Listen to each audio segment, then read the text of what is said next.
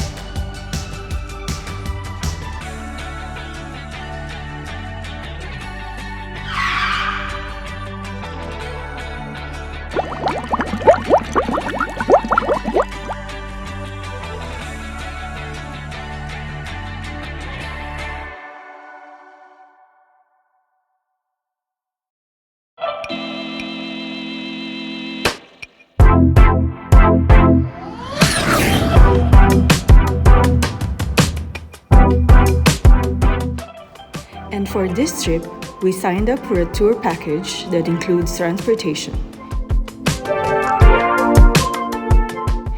The agency will provide you with a list of all available pickup and drop and corresponding timing slots for you to choose from.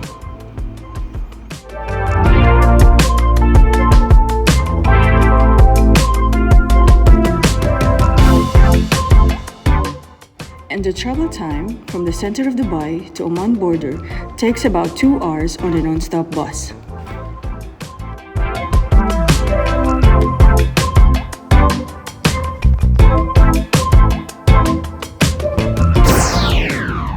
The first order of business is border control.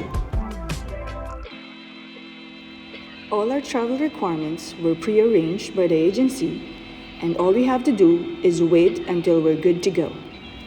Ultimately, hassle-free.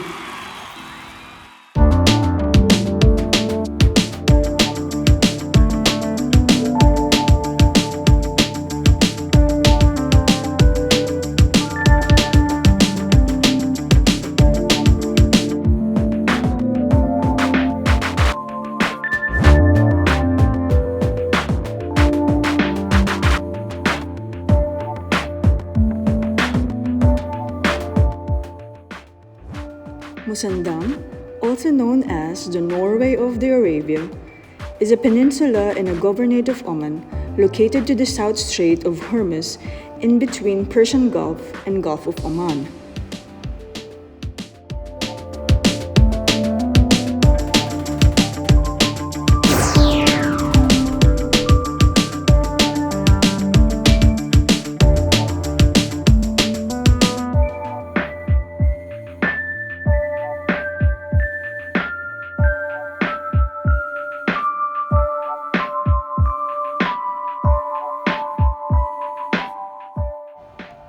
Musandam is famous for its coves, mountain, and villages along the coast, and it offers various outdoor activities that captivates most of its tourists like diving, snorkeling, hiking, camping, and a lot of boat tours to choose from.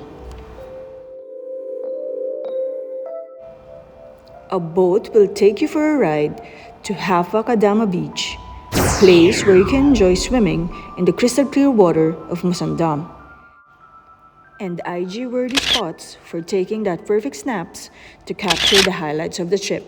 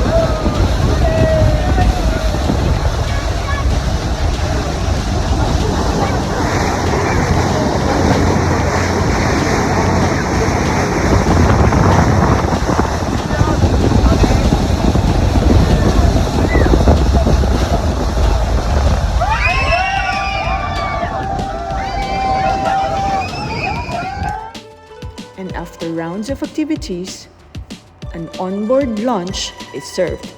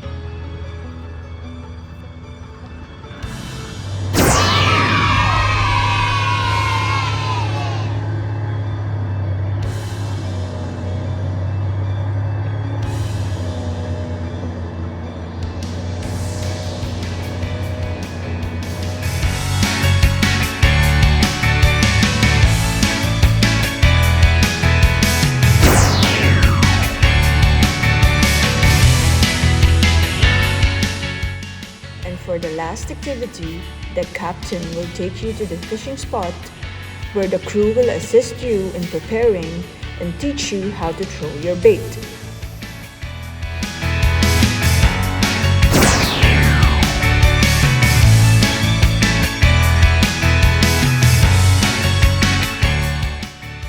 It's definitely the perfect time for you to relax while you snack and wait for that catch of the day.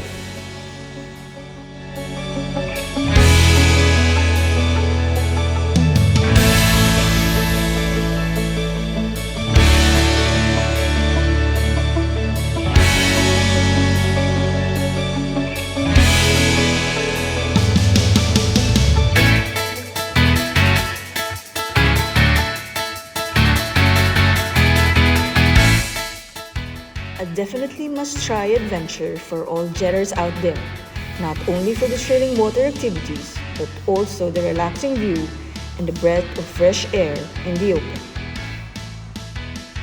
If this adventure is for you, we'll leave full details of this trip in the description box for quick reference.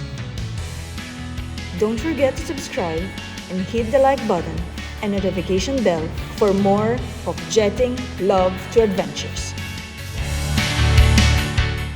Keep jetting and see you in the next.